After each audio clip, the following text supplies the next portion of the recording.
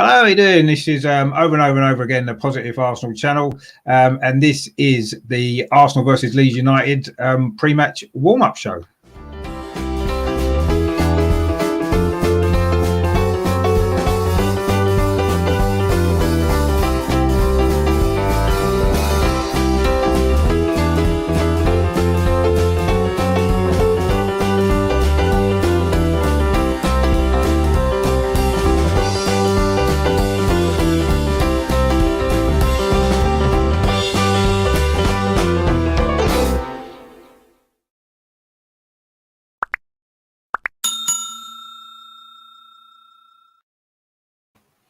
Hello, I'm Richard. Welcome back to my channel over and over and over again, the Positive Arsenal channel. As I say, this is going to be the Arsenal versus Leeds United pre-match warm-up show. Of course, the game on Sunday. I'm going to be joined by some very special guests. Just before I introduce them, just want to make sure give the show a like wherever you're watching it. It's on Facebook, on YouTube, and on Twitter at the moment. So please give it a like, and also as well pop over to YouTube and subscribe to the channel as well. So it's going to be a great show. I've got some great guests. So without further ado, I will introduce the guests onto the show. First of all, he's our regular panelist on the show every week. It's a pleasure to have him back again. It's Melvin. How you doing? You all right? Yeah, fine. Thanks, Richard. Looking forward to it. There's a lot of history between Leeds and Arsenal, so I'm looking forward to this one. No, there is, yeah, obviously a long rivalry going back to a long way. Also, coming back on the show again, he's been on once before. He used to play for Arsenal back in the day. Welcome back to Isaiah Rankin. How you doing, mate? You all right? I'm good, thanks. How are you? Not bad at all, not bad at all. It's a pleasure to have you back on. No, thanks for having me. No problem at all. And finally, as well, making up the panel tonight, we've got a Leeds fan in as well to give a Leeds perspective on it all. His name's Oscar, and he's from the All Leeds TV. How you doing, Oscar? You all right? Yeah, not bad at all, guys. Not bad at all. Excellent. Just give your channel a quick plug before we start. Yeah, of course. We're a Leeds United fan channel. So we do match reviews, match previews, live watch-alongs, bit of everything. We try and do like a live stream every day at the minute. We're obviously through lockdown, just as something to do through lockdown as well. But yeah, no, we just do a bit of everything, to be fair. All Leeds TV, we're on YouTube, Twitter, Instagram. And yeah, and you can catch us on there every single day. Fantastic. So I'll say pop over to the channel as well. It's All Leeds TV. Is that what you called, yeah? That's the one. That's the one. All Leeds TV, yes. I say pop over there and give them guys a look as well. So this is the panel for tonight, and this is going to be, the Arsenal versus Leeds pre-match warm-up.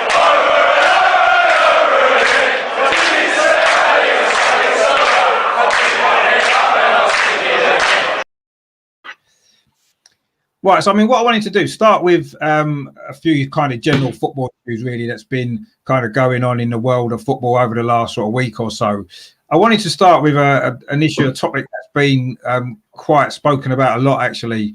A lot of people have been speaking about it recently. Of course, social media and the kind of abuse that people have been getting, death threats. Mikel Arteta came out in his press conference yesterday and said he'd received death threats on social media, and other players have, managers have as well, and it's got out of hand really.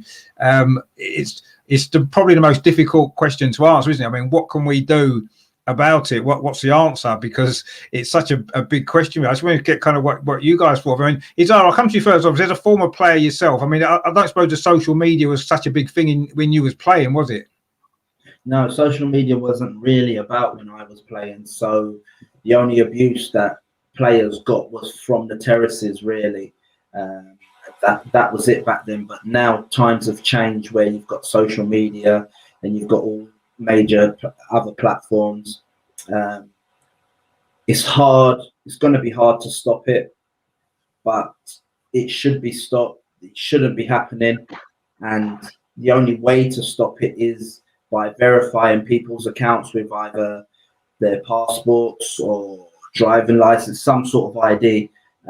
Then if that account does try to abuse anyone, the account gets shut down and the police or the authorities know where to go to find the person. Yeah, no, I totally agree. I think that's probably the only way to deal with it. But I suppose the other side of that is from the social media company's point of view is they raise their money from advertising revenue, and they probably don't want to put people off using the platforms, are they? I guess maybe that's the other side of it. I mean, I don't know. It's such a tough one. I mean, what about yourself, Oscar? What have you made of, you know, this sort of social media stuff? Obviously, there's a lot in the news recently, you know, with, I say, some of the abuse that people have been getting is just ridiculous, isn't it? You're on mute. So, guys, yeah, unfortunately, it's becoming more and more popular, isn't it? Well, if popular is the right word, it's becoming more and more common. It's a sad thing, and unfortunately, until Twitter does step in, like Isaiah said, or Facebook or any social media site steps in, people can just do it. There's no, you know, they can hide behind football avatars of footballers and call themselves like classy Firmino or this and that, and that's the problem. They just don't. I think partly as well, it's the fact that I don't think they realise how bad what the saying is, kind of thing. I genuinely don't think they realise how bad. Or I don't know. It's absolutely crazy. It's absolutely crazy that it still happens. I mean, how anyone can get that annoyed about football to bring themselves to? I just don't understand. I've never been able to really gauge that. I mean, I saw one before we came on here actually about Marcelo Bielsa, our manager, and obviously he's actually currently in a court case with his former club Lille for compensation. And there was a little extract from the court case. I was just looking at the quoted tweets on it, and I kind of wish I didn't really, but you just saw some of the tweets, and it wasn't abuse so much, but you just saw some of like the language that was used, like I hate this guy and all this. Like you're thinking, okay, it's nowhere near as bad, but it just says a lot about the social media world in terms of people say things that they'd never say to people's faces, you know, and it's absolutely crazy. And for me, the social media companies, as Isaiah said, have got to step in now. It's getting beyond the joke, you know, and I don't see how it ends without the social media companies stepping in.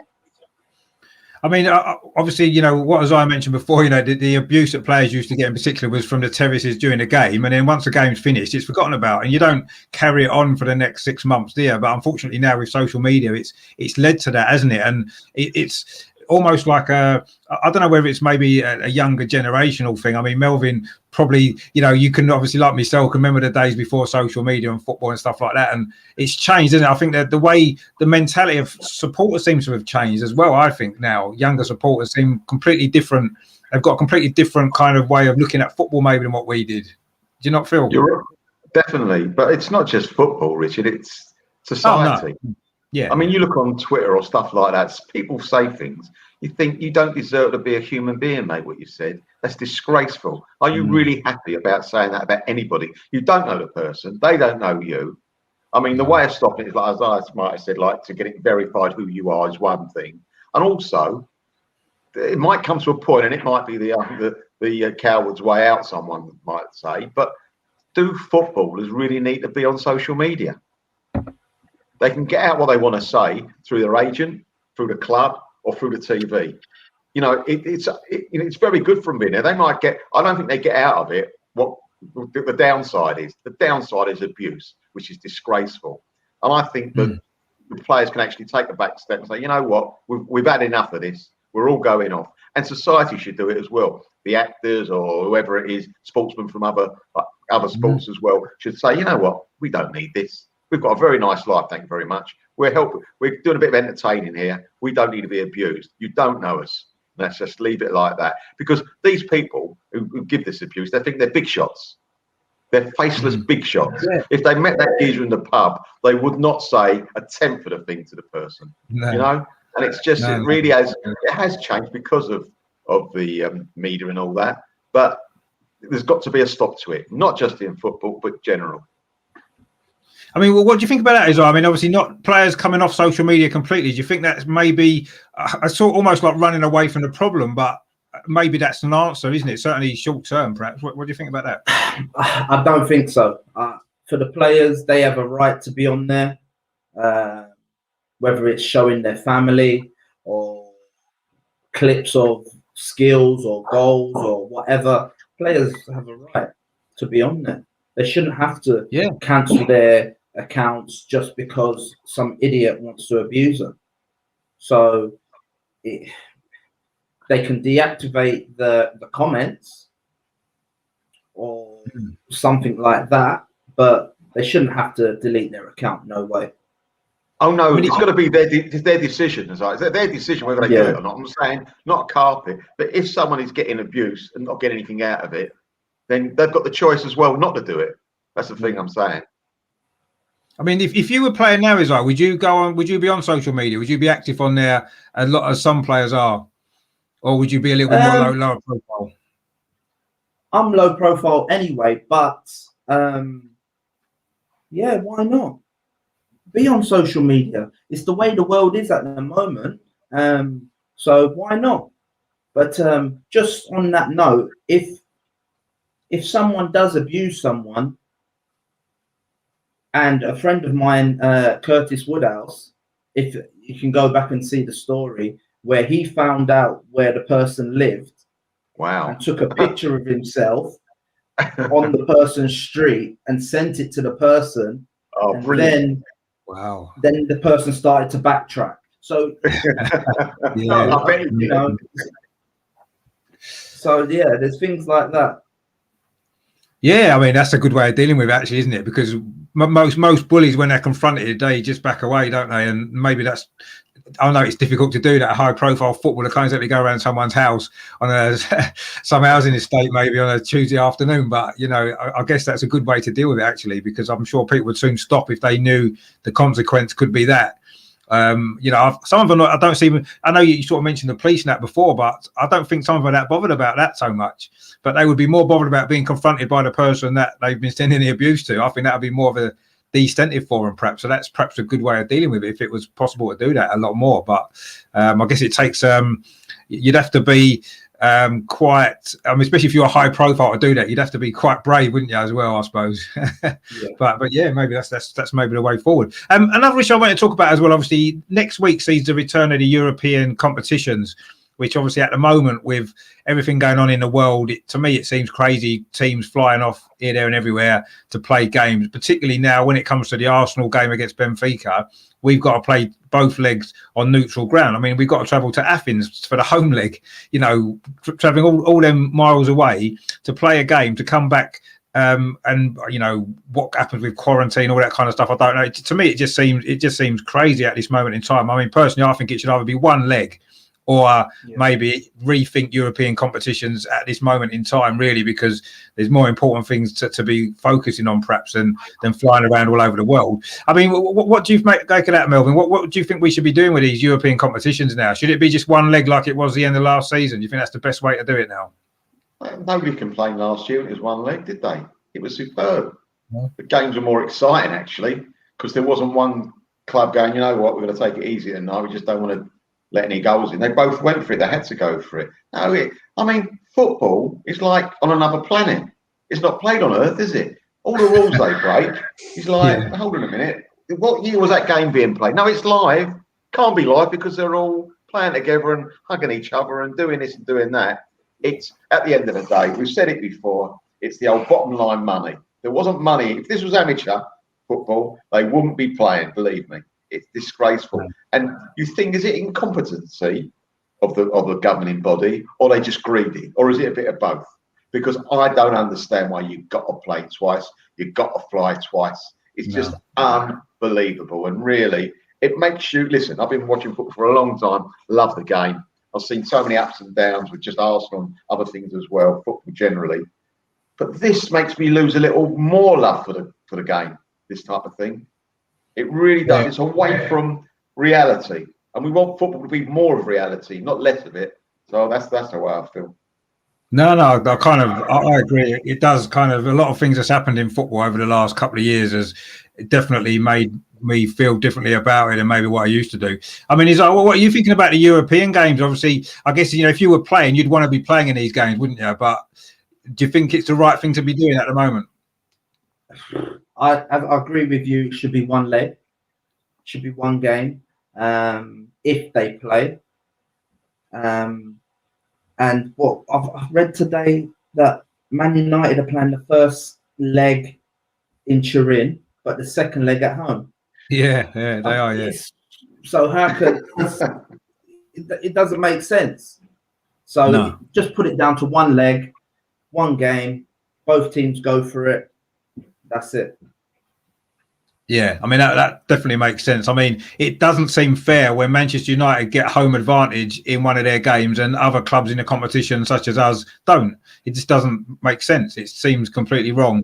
Either it has to be the same rule for everybody, or you just can't do it. I mean, I suppose it's similar to the FA Cup, with certain venues have VAR, certain venues don't, and it's makes it an unfair competition, really, I suppose, and that's what's happening with this. I mean, I know it doesn't really affect Leeds so much at the moment, but I mean, what are your thoughts on it, Oscar, in terms of the travelling around the two legs on neutral venues and all that kind of stuff? Yeah, I think you can go back to things like, obviously, the Euros in the summer. Obviously, they have all these World Cup qualifiers at the start of the season. Why international friendlies and things like that? You're thinking, really, do we need just a bit of common sense? And I think, as Melvin said, I think it's great, to be honest. I don't think it's even incompetency, because I don't think anyone can be that incompetent. To have things like international friendlies going on in the middle of a pandemic, I don't think anyone can be that incompetent. Well, I'd like to think so. I just think it's pure greed, to be honest. But I mean, obviously, you've got things like the Euros, but I think, obviously, the European competition, I think you saw it last season. It worked well, despite the fact it kind of had to happen in the middle of the last 16, wasn't it? Some teams hadn't even played last 16 games before football was closed off. So really, the difficult thing was last season. They saw what they did last season worked. There was no real reason why they couldn't do the same this season. And look, if you can get two legs on, play two legs. If you can't, which we clearly aren't going to be able to right the way through the tournament, I mean, you can get to things like the semi-finals. Say, for example, say Liverpool-Barcelona 2 years ago. What is the point of having two legs if one of the legs has got to be away from someone's home ground? And I just don't get that. Just have it as one leg. And what it means then is less fixture congestion. The league season will be better because teams are less tired. Yeah. Cup competitions will be taken more seriously. I think it just makes more. Surely, in terms of, we're talking about players' fatigue, and you're thinking you've got a real easy way to say, oh, there you go. One leg, take off 4 or 5 games off a team's calendar in that kind of that kind of sense. And and what happens if, say, one team has a coronavirus outbreak? What happens then? All of a sudden, both teams have got to go into quarantine. Say, for example, a game in Greece. With both the away teams, for example, as a coronavirus outbreak, both teams have to quarantine, so both league seasons are getting impacted. It's just madness. I mean, what I personally would have said was the best solution would be to just forget about the European competition until the end of the season, and just play it at the end of the season, a bit like they did last year. So there's no worry about COVID and bits and pieces like that. Teams don't have to keep flying to and from. They're just there, almost like a tournament. I think because last time it was in Lisbon and Germany, wasn't it? The Europa League, was it in Germany? Europa League, I think. Yeah, I think it was anyway. But they kept it in one place, and it didn't mean teams had to go travelling around the world to play these games. And it's just madness. It is just madness. But you never know. We might be one day back in Europe, and I don't know. I don't know. Hopefully. Might be next season still at this rate. You never know. You could be in the next season. Alive. Yeah, well, that's what it's about, isn't it? I mean, it's such an open season that, I mean, you've got as much chance as anyone else around that part of the league, including us. So, I mean, I think that it's just, for me, it's like we've got, like you just mentioned there, which is a really good point about the number of games and putting in extra games. I mean, we've now got to fly to Rome on Thursday. We then come back and play on Sunday. We then got to fly back to Greece on the Thursday after that and come back and play another game on the Sunday. And, it's just madness, really. Anyway, it'd be madness anyway. But Benfica, that's what I mean. Just have the one leg in Rome. It's madness. Yeah, exactly. Yeah. And as I say, because some teams are able to play at home and some aren't, across the competition, it just makes the whole thing a bit of a farce, really, as far as I'm concerned. And I don't know, it's not going to change, because I think we know that it's the money that's ruling it all. That's what's making the decisions, isn't it? Unfortunately, rather than common sense or what's best for the players, what's best for the clubs themselves. It's just madness. But unfortunately, we're stuck with it now, and it's going to be two legs, and we're going to have to deal with it. It's hard for Arsenal because our home leg. Normally, we'd be at home, so then, yes, it's a short turnaround for the next game, but you're at home, you haven't got to worry about the travel. We're not going to fly back until, Friday at some point, early hours of Friday morning. We're playing on Sunday, you know, a really big Premier League game against Leicester that week. So it's just crazy that they're making us do that for a competition that they could literally change and make it over one game, and that's it. But I say they're not going to change it, are they? So I suppose we just things like away goals. So say, for example, your home game will be in Rome, and then the away game will be in the away game. So away goals will still be classed in that lot. That's what they're saying. Game. I mean, we've gone out of Europe on away goals quite a number of times in recent years. And, you know, I think it's a stupid rule personally, but I understand why they brought it in. But for this particular game, no one's got home advantage or away advantage because you're away in every round. So it's like, what's an away goal? If we score 2 goals in Rome and then it's a 2-2 draw, and then in Athens' second leg, technically our home leg, it finishes 3-3. We've scored 5 goals away from home, as have Benfica, but yet they're going to go through on away goals. It's just that's the madness of it. Yeah, it just doesn't make sense, does it? But I mean, you know, it is what it is, and we're just going to have to do it. And like, I suppose we just got to hope that there isn't a COVID outbreak on one of those teams or one of I mean, Athens apparently wasn't going to even be in Athens because they've had a new lockdown there to try to, you know, limit the kind of infections that they've got over there. And suddenly, I don't know how they've managed to allow the game to go ahead now, despite the lockdown over there. I'm not sure what's happened since yesterday to change it, but obviously money's changed hands, I'm assuming. But I mean, it's crazy, isn't it? When you think about it, you know, there's a risk there, us travelling there and then coming back into England again afterwards. The whole thing is just crazy. But anyway, I guess it's what it is, and like I said, we're just going to have to get on with it now. What we'll do now, I mean, we'll kind of look a little bit further ahead, obviously, to the game on Sunday for a little while. First of all.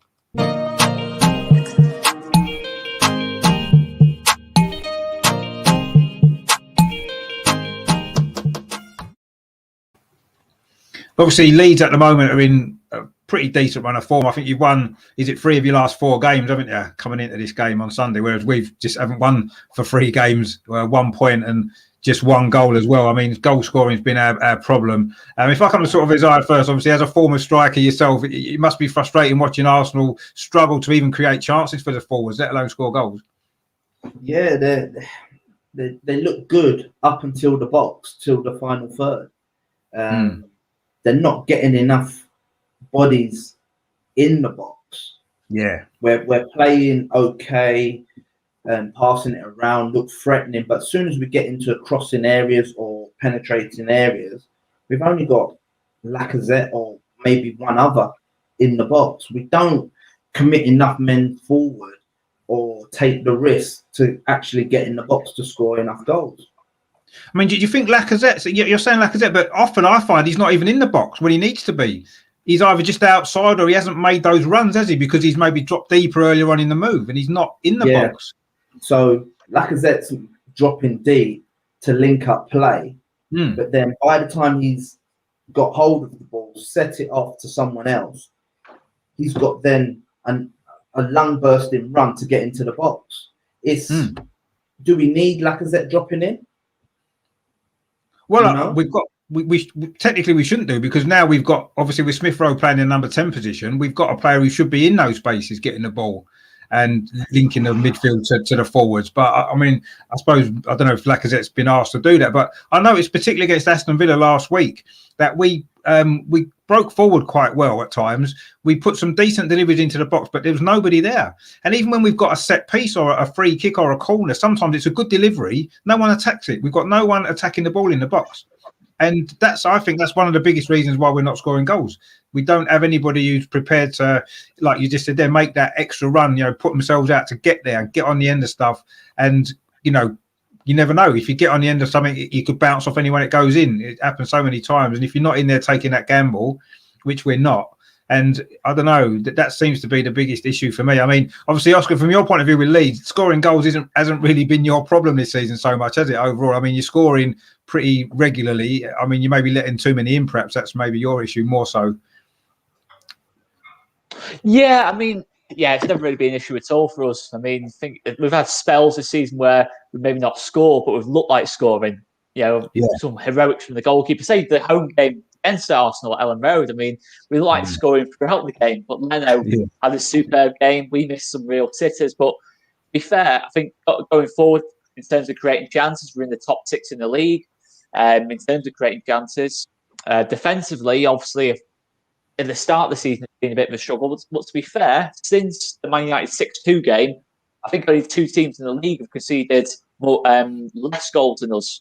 I think we've conceded 8 since then. So we've improved in that regard. There's still a lot to improve on, to be fair. Don't get me wrong. There's still bits and pieces we need to sort out defensively, but we are getting there gradually. I think there was games where we'd go 1 down and then the team would just hit us on counter after counter after counter, and we'd end up losing 2 or 3-0. And it just felt like it was every single time we conceded first, that was it kind of thing. But now it's kind of gone the other way. We always look like we're in the game, and that's the most pleasing thing. I think we're outplaying most teams.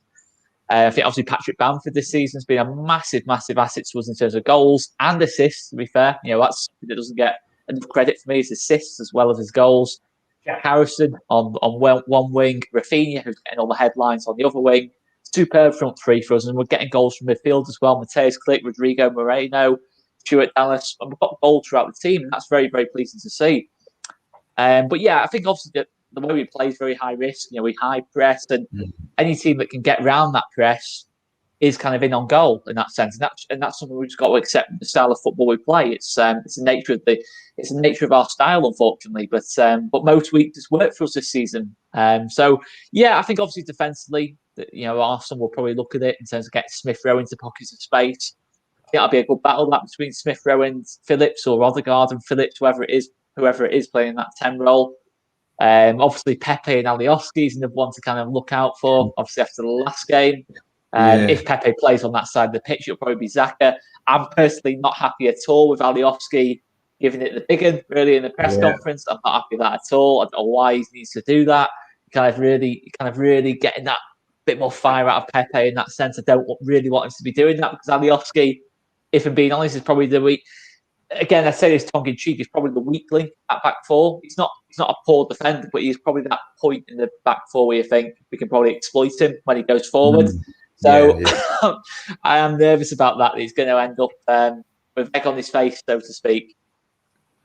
Yeah, well, no, exactly. I mean, kind of looking at the way that Leeds play and the way Arsenal play, it seems as though if you could combine the two together, you'd have the perfect team, because Arsenal have been really solid defensively, and obviously Leeds are really expansive going forward. And if you could kind of get a way of combining those 2 elements together in one team, that it would be a hell of a team, wouldn't it? Almost maybe similar to perhaps Liverpool last season. But unfortunately, we've got problems at one end, and you seem to have maybe slightly more problems at the other end, and it's just the way it's gone. But that could make for an exciting game anyway, because of the nature. Like it was, I know it was 0-0 at Ellen Road, but I thought that was a good game of football. It was exciting. There were chances. I mean, like you said, you had hundreds of chances in that game. Our goalkeeper had a great game, and you hit the woodwork a few times, and we maybe hung on a bit, but we had chances as well on a counter attack and stuff. So I think it could be a good game to watch. I mean, what are you making of Melbourne, of the way that Arsenal have been playing?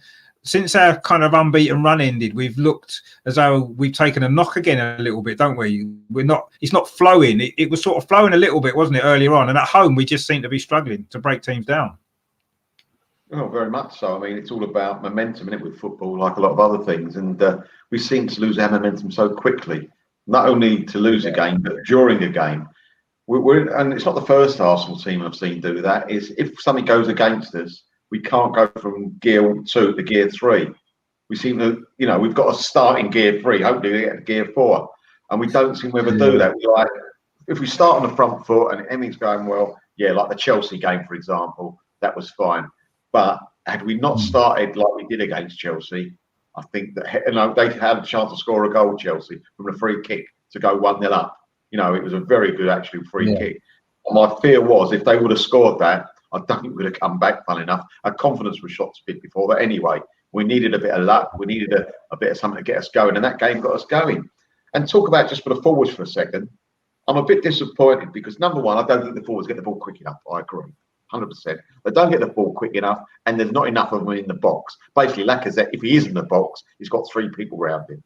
But one of my biggest criticisms of the forwards is that when the ball comes in from a cross, we are static. Moving.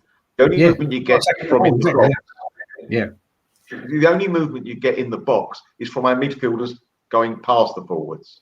And so therefore, if you're a centre half and and your centre forward is standing still, it ain't the most difficult job in the world, and that's disappointing. But I think, look, with us, it's like every game with Arteta.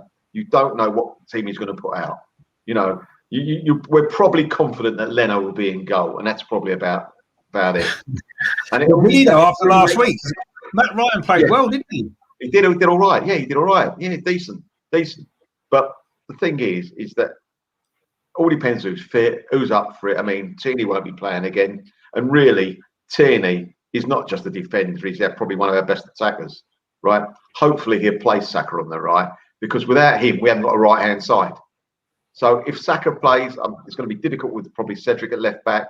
He's got to do a job, Cedric, but he won't be the same as Tierney. And if we start on the front foot and we just get going and keep it going, I think we could do it. But it just worries me that everyone will be looking at each other and saying, it's up to you to do it. The two kids will do it. We know they will, but you need more than that. You need some of the senior ones to step up and go, let's do it today. Come on, handbrake off. Let's go for it. And it's funny with us. It's like a team. That Wolves situation, whatever you think about it, right or wrong, that destroyed us for a little bit, because I don't think we would have had the same result the next match against Villa. I know ifs and buts, but we had that momentum going. Had we beaten Wolves, who weren't playing particularly well, but it's still a very good scout to get, our confidence would have grown yet again, and we could have gone on again. So if that was sometimes in the season, not that we're going to win the league, not that we're going to particularly get in the top four, but as confidence goes, that game, I think, might have cost us more than just the 3 points. Possibly, yeah. I mean, I thought the Aston Villa game. I mean, as I mentioned before, I don't think we necessarily played that badly. I think that we conceded a very, very soft goal very early in the game, and that never helps. I mean, after that, we had a lot of the ball. We passed it quite well, but again, it did let us down, didn't it, in the final third? And that's been our problem all season. I mean, even you look at our recent home games, we had 0-0 against Manchester United. It was 0-0 for a long time against Newcastle until we finally got goals in the second half. It was 0-0 against Crystal Palace. We're just not scoring goals at home, are we? It's a real big issue at home, particularly. I mean, away from home, teams come at us a bit more and we can use a counter attacks, and that's maybe helped us a bit more. But at home, it's starting to really be a big problem. How difficult we're finding it to break down teams that some of them aren't even particularly good defensively, and we're still struggling to break them down just because they get men behind the ball. And we're like you said, Melvin, we're not attacking the ball enough. We're not getting enough people in the box. And Arteta seems to be liking putting crosses in, which is great if people are there getting on the end of them. But I mean, on Saturday whenever Aston Villa game was, Tyrone Mings literally was heading everything out because he was under no pressure whatsoever. And you can put crosses in all day long. If no one's on the end of them, you're not going to score, are you? So looking at it statistically, you could say, yeah, Arteta might have looked and thought, yeah, we got a lot of crosses in the box, we had a lot of possession and stuff like that. But ultimately, it's statistics that are not going to help us to win games unless we're getting more people to be prepared to get on the end of stuff and put themselves on the line for the goal, as I would love to be doing right now, getting on the end of something. What I want to do now, I mean, we will come back to this game, but I just wanted to kind of just go back in time just a little bit, just to have a look at where are we there?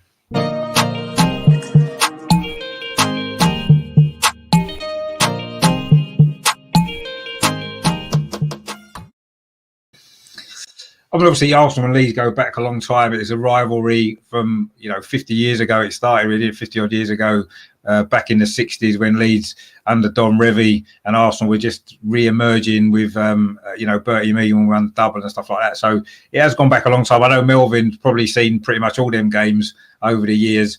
Which ones kind of stick out in your mind? Maybe slightly more than some of the others, Melvin, because I know you've got a lot of memories from Leeds. Well, first final I ever saw Arsenal playing was against Leeds in the League Cup, 1968. And Jackie Charlton, never been done before, done the keeper, stood in front of him, which blocked the keeper, and it came out and Terry Cooper scored. And then Leeds after that, sorry, Oscar, they were so boring. They just they wasted time like I've never seen before. So I saw Billy Bremner walk 50 yards to take a throw on, and it went on and on. It broke my heart that day, absolutely broke my heart. And but again, the first final, you never forget that. Also, I've seen some fantastic games as well. One of the best games I saw was 1971 We drew Leeds were they the champions? I think they were the champions the year before. They went in 70, did they? 69. 69, 70. No, 68, 69. The one. Everton I think it was Everton. It was Everton, yeah. It was Everton that year, yeah. Anyway, they came to Highbury and they were the team to beat. So even though it's early on in the season, you knew Leeds were going to be there or thereabouts. And we played at home. It was 0-0. It was one of the finest 0-0 games I've ever seen. We had Eddie Kelly sent off after about 20 minutes. Bremner and him got into a bit of a tussle. And Bremner suddenly went down, whether he was elbowed. Didn't have VAR those days or television. No every game was televised then. And we played with 10 men, and it was a great game of football. Also, which didn't endear the Arsenal fans to Leeds United, was another game was just before that. I think it was 68. We had a forward called Bobby Gould, right? And his little trick was he liked to do goalkeepers, like give him a little nudge and off the ball. Well, he tried it against Gary Sprake, and then Gary Sprake knocked him out. Literally, he actually knocked him out on the floor. Right, he was laid. He was like that, just like that. And the ref come up, and as the ref came up to Gary Sprake, he started rubbing his knee like he got hurt. So the ref didn't see anything. The linesman, the ball had gone. The cross come over, he's punched the ball. Gould's done him a little bit, not a lot, but Sprake just went wallop because I was right in line with it. And but a lot of the fans obviously did see it, and they were booing. Nothing happened because years ago that's what happened. You very rarely got caught. So that was another great game. And there's loads I've been to with Leeds. I've been up to Ellen Road so many times. Very few. Have I ever seen Arsenal win at Leeds? Ellen Road? You must have done. I think I have. First game of the season, we drew 1-0 when George Graham was their manager. I went up there when we got 1-0 when the left back, the Argentinian left back, made that. Vivas made a mistake. Yeah. I went up there when Rocastle played for Leeds and you beat us 3-0. I'm not going there again. It chucked it down with rain, didn't it? Was that one where it was rain, didn't it? There was no roof over the away end. Got absolutely soaked and we lost 3-0. Yeah, cheers. Thanks. Another time, listen to this one. I'm at work with my pal I still work with. And I said, come on, I can manage to get tickets for tonight. I'm not going to Leeds. No, it'd be all right. We went up to Leeds. We battered Leeds, absolutely battered them. Again, it was raining, absolutely slaughtering them. Didn't manage to score. Ian Wright was the goalie you had, Lukic in goal for you, the ex-Arsenal. He was outstanding. The last minute of the game, someone takes a shot, your midfielder. Seaman goes down to get the ball. It must hit a bump and goes over his shoulder. We lost 1-0. Him in rain. He said to me, why did I listen to you? Why did I listen to you? The whole journey back. So I've been to some great... And one of my best friends is a Leeds United supporter. And... he was, when you're in the lower division, every time you win, he'd take, oh, look at that, what do you think? I said, yeah, you got a great chance. And he's been supporting Leeds for years. He's so enthusiastic about Leeds United. And the first time I ever met him, he was having a go at me. He said, I hate Arsenal. I said, what do you hate Arsenal for? You got that horrible player, Johnny Hollins, playing for you. What's the matter with you? Johnny Hollins? How can anyone hate Johnny Hollins? He's a terrific footballer. He scored against us in the FA Cup final. No, he never. Of course he did. Anyway, it was Houseman, wasn't it? You got it all those years. He kept getting Houseman mixed up with Hollins, and we had a bet on it. We were abroad at the time. We had a bet on it, and he sent me. I said, "Right, we'll have a bet on it." And he sent me a letter like a couple of weeks later after we got back, and he says, "It was £1. We had a £1 bet on it." And he sent me a £1 note, and he goes, "I bet you even know who the referee was." I mean, it wasn't that difficult. I watched the game. It was Hollins, Houseman, But no, Leeds. I go back years to Leeds. Brilliant. So you hated the wrong player. You hated the wrong player all that time. Yeah, that's a shame. The wrong player. Brilliant. I mean, Izar, I know obviously you played for Bradford, didn't you? Which are like Leeds rivals. Did you ever play against Leeds?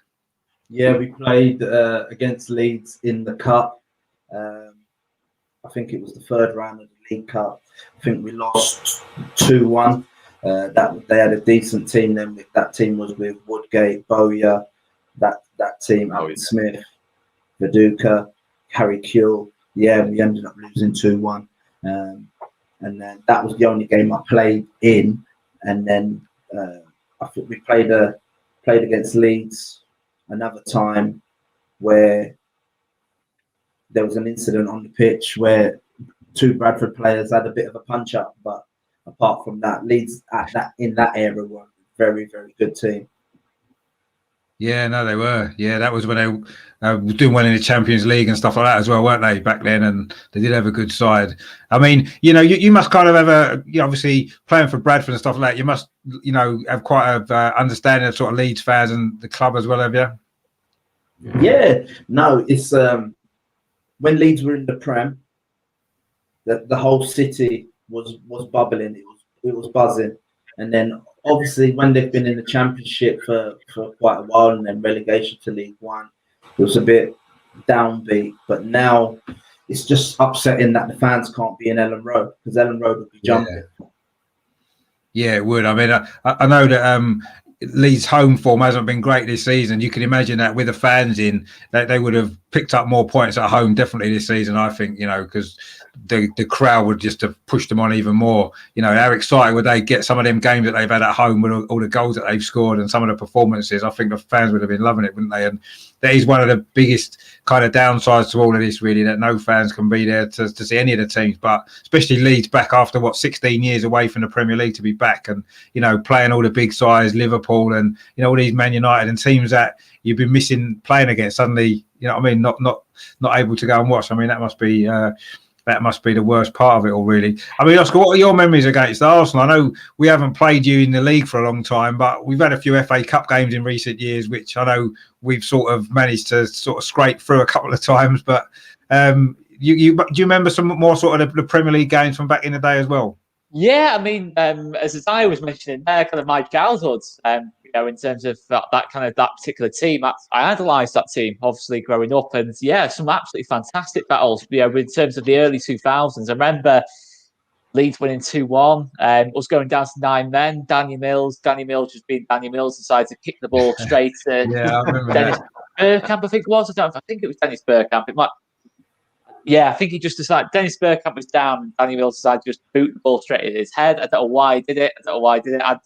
But that was just Danny Mills for you. And then there was really bad memories of when we came up against the Invincibles, when we needed to get something to stay up. But we didn't go down that particular day. But kind of like when we were really, really under the cosh. Thierry Henry scored 4, and I think you won 5-0, I think it was. 5-0, yeah. That was right towards the end of the Invincibles in terms of that particular season. And we needed to win another 2 or 3 games out of 4 to stay up, and we didn't do it ultimately. So that was probably the worst memory of the lot by far. There was obviously we came up against each other when we were in the Championship, and you were in the Premier League, as you mentioned before, in the FA Cup. We drew 1-1 at Emirates. We were 1-up actually in that game, and obviously, I think we got a dodgy penalty, didn't we? Was that a dodgy penalty we got? Yeah, Walcott. Yeah, and he decided to do a Panenka as well. Panenka. Oh, when he did that, that was the fact he did a Panenka as well. That just made me even more angry. I mean, you've got more talent than our whole team put together, and you have to do a Panenka penalty as well. That was just a rub salt in the wounds in the 90+6 minute. And then we played each other at Ellen Road. Bradley Johnson scored a really unbelievable goal in that game from 40 yards out. But yeah, you won comfortably in that game, to be fair, and rightly so. I think you had Nasri, Van Persie, Fabregas. I think that was your front 3, front 4 on the day. So that was kind of like what we were coming up against at the time. I think Walcott might have played that game too. So, and then we played a year later in the FA Cup. Thierry Henry's first game back. Scores with. I knew it was going to happen. I knew as soon as it started warming up, I thought we're doing really well here. It's 0-0. Oh, we might get another replay. Thierry Henry comes up, first game back, second debut. That's that then. And then 10 minutes later, he sticks the ball in the back of the net. And a trademark Henry finish as well. That run from the left-hand side and kills it into the bottom corner. Yeah. What a goal, what a player. And yeah, that was the last time until 2 seasons ago. No, last season. In the Cup when we played. And that was 1-0 as well, but a totally different kind of game where we played really well. In the first half especially. Bamford didn't quite have his shooting boots on the day. We had not our full team out, so we missed quite a few chances. And then second half, Arsenal did improve drastically. I think I remember Arteta saying in the press conference after the game, I think it was either his second or third game in charge. I think it was. Yeah, third. I think it was.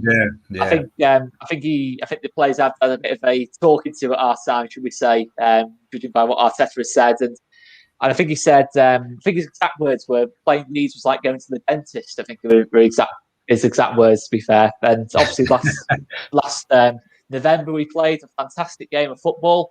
How it was a 0-0. I think Melvin was saying about a great 0-0, so it probably wasn't quite as good as that one in 1971, but blimey, that was a good quality 0-0, I've got to say. Yeah, Both keeps on top of the day, really. But hopefully, in terms of Arteta and Bielsa, not got a lot of direct history, but both linked by one man, Pep Guardiola. So interesting to see if we get hopefully another good game of football on Sunday. And I'm sure we will, to be fair. I'm sure we will. Just a shame there's no fans there. That's the only thing. Yeah. Would have loved that. I would have loved that in a away day, to be fair. Yeah, I mean, I was for the last probably 10 years, I've been hoping that Leeds come up because it's a great away day. I've been wanting to go there again, long time. I've not been there, and then they do finally come up, and no one can go. Obviously, we've missed the away game now this season, and let's hope next season things are more back to normal and we can go to games again, because it would be a good away game as always. I mean, Leeds for me, that was one of the first teams that I remember. Back in the early 1980s, an FA Cup game it was at Highbury. And it was the first time I'd really been aware of away fans at the ground. I mean, I knew away fans were there before, but there was only a few usually tucked away in the corner at the clock end, and you didn't really hear much about them. I used to be on the North back then. I was only young, and then we played Leeds in the FA Cup. They were in the second division, 1982, I think it was 1983. And Leeds came down to Highbury, and literally they filled 3/4 of the clock end with their fans. I'd never seen that many away fans before at that point.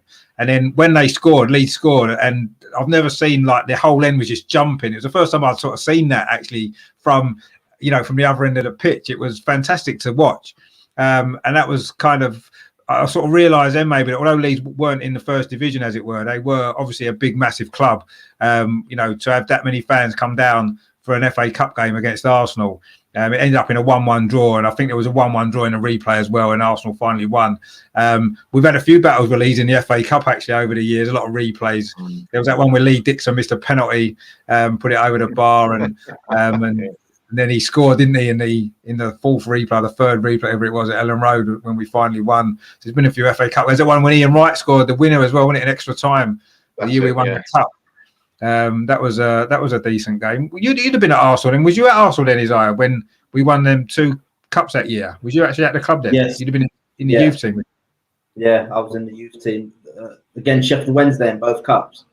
Yeah, because we beat Leeds earlier on in the FA Cup that season as well, didn't we? So that was a good one as well. But yeah, I mean, loads of great games against Leeds, and I say it's great that Leeds are back in the really sticks in the memory bank. Actually, to be fair, when a 3-2 game that started off your unbeaten run. To be fair, your 49-game unbeaten run was off the back of Mark Viduka scoring the most offside goal I think you've ever seen in your life. I mean, I'm not going to complain about it because it kept us up for another year, but the finish, but I thought, if VAR being around, that finish just would have meant nothing, but it was the most offside goal. I mean, for Mark Viduka to be that far through clean on goal, he must have been about 20 yards offside to be that far ahead of any other defender. And he nearly got called. Yeah. Well, funny enough, that game cost us the league as well that season, because we needed to win. And then obviously the fact that you beat us meant Man United had won the league that day because we didn't win. So, but then we did kind of make up for it slightly by not losing again for another 49 games after that. So maybe that helps us to go on that run. Maybe that's what started it off. So that was an important game, I suppose, from our point of view. I think the disappointment maybe of losing that game, losing the league, I don't know whether that inspired us to go on that run, maybe, I don't know, but that was certainly where it all kind of started from. So I suppose Leeds have got a big part to play in that as well then, really. Plus as well, like you said, the following season when we beat you 5-0 towards the end of that run as well. So maybe as well, which was quite good. But I mean, there's some great memories there. I say there's been loads of, Leeds obviously down the years have been, I say, one of the English football's biggest clubs. If we sort of move back on to obviously the game on Sunday, I wanted to kind of look at sort of some of what I think is going to be maybe the key players in the game.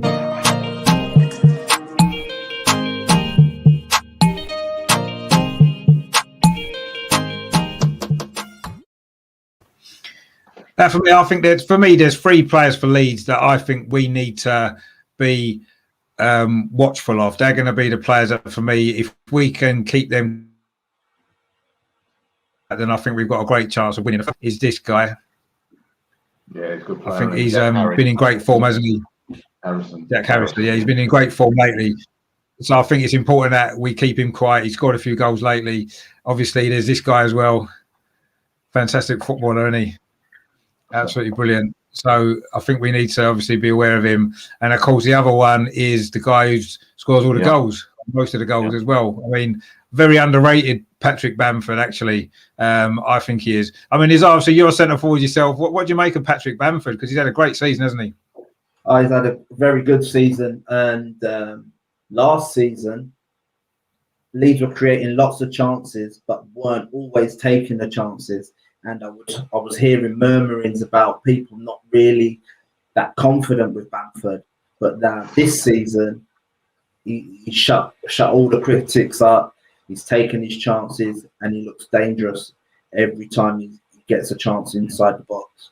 And another player I would add to the Leeds players to watch is Calvin Phillips, because he more or less starts a lot of the moves that Leeds go, that their passing moves, their rhythm, it all goes through him. So if we don't get close to him, it's going to be a problem. He was brilliant, actually, that 0-0 draw at the Ellen Road, wasn't he, against us? I thought he had a great game that day. I'm hearing rumours that he might not be fit. Is that right, Oscar? Is he got an injury doubt, Phillips? Yeah, I mean, he was hobbling against Crystal Palace, to be fair.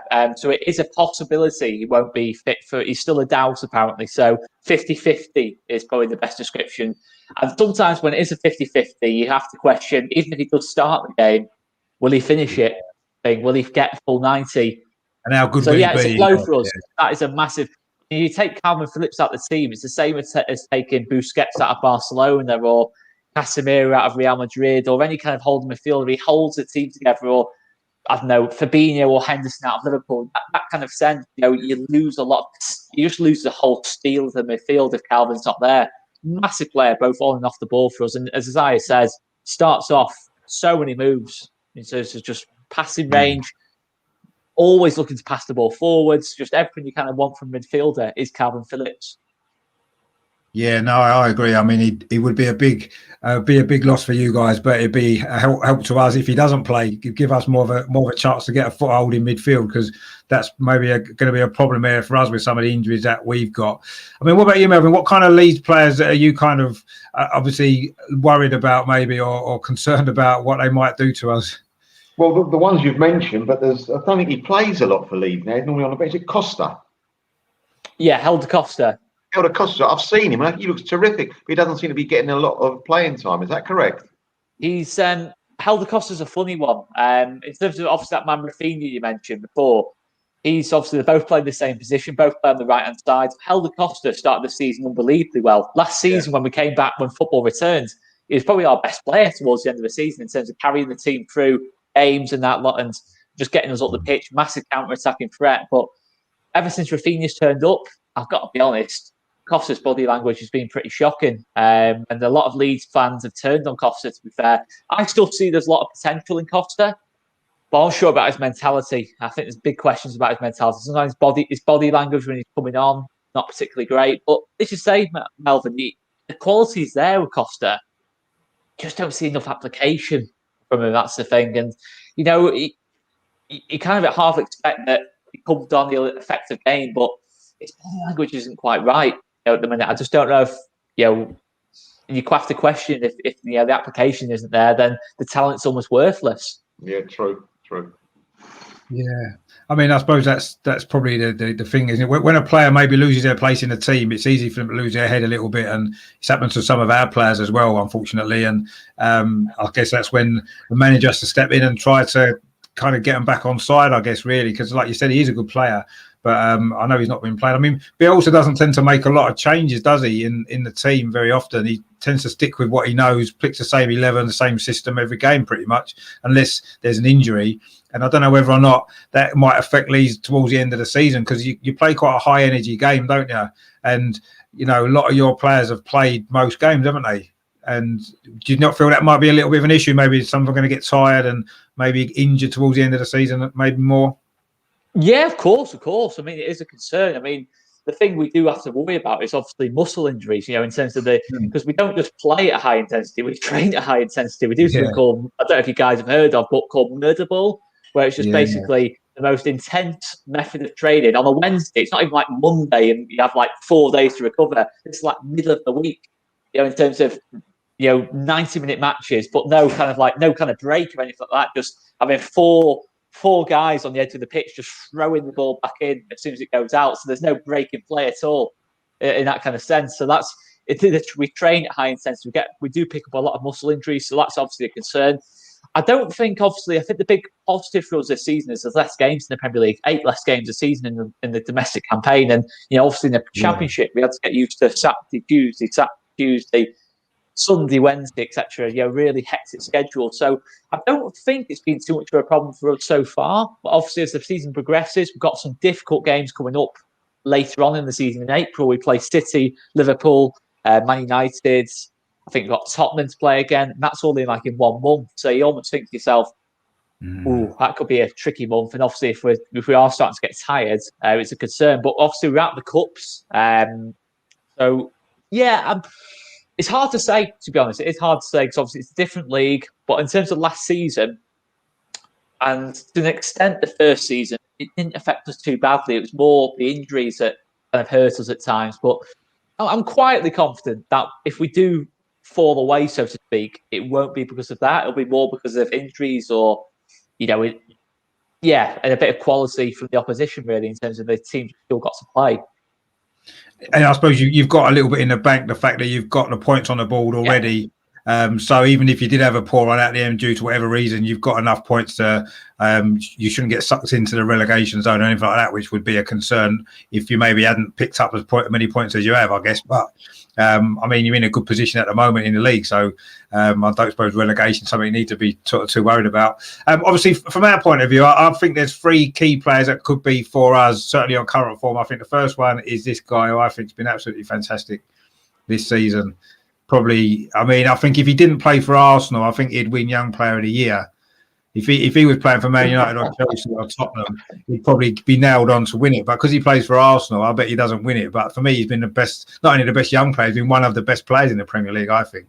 And this young guy's not far behind him either, certainly over the last few weeks. I think he's been in great form as well. Smith Rowe, I think he's been brilliant as well. I think he's going to be key for us. And I actually think that this guy might well play a big part in this game on Sunday. We haven't really seen much of him yet. But I think he could, particularly with Thomas Partey not playing, I wouldn't be surprised if he comes into the side, Odegaard, and maybe plays a little bit deeper. And I think he could have a big influence on this game as well. What are you thinking from our sort of point of view, what sort of players do you think are going to be key for us in this game if we're going to win? We've got the front players have to come alive. I'm thinking Saka might play at left back. He might play at left back, maybe just for balance, because every time a right footer, Cedric or whoever plays at left back, we all go inside. He likes balance. That's why he was after a left-footed centre half. It changes dynamics of play. I think Saka might play on at left back, and if Odegaard comes in, it'll be good. It'll be a home game. I've not seen much of him. I don't really know much about him. So it'll be nice for us to see him. But the forward players have to come alive. That's a good point, actually, because if Saka was to drop into left back, then maybe Smith Rowe could play on the right and then Odegaard could play in the number 10 role, couldn't he? And I suppose that could be a way of getting both Smith Rowe and Odegaard in the same team together, because Smith Rowe could play on the right, couldn't he? He'd be able to do a job there. So that could work, maybe. Well, Odegaard's played out wide as well, so they could interchange. We don't know. We can question what Arteta's going to do, but I think he'll play one of them. I think he will only play either Smith Rowe or Odegaard. That's my thinking. Yeah, under normal circumstances, I would definitely agree with that. I just feel because Thomas Partey's out injured, we don't have a lot of other options, do we, to play in the centre midfield, kind of in a more deeper role. Who's certainly no one who's any good, really. That's the problem. So, maybe Odegaard could drop deeper into there, or even Smith Rowe maybe could drop deeper into there, possibly just in this game, simply because, or it might not just be this game, because Partey might be out for a while.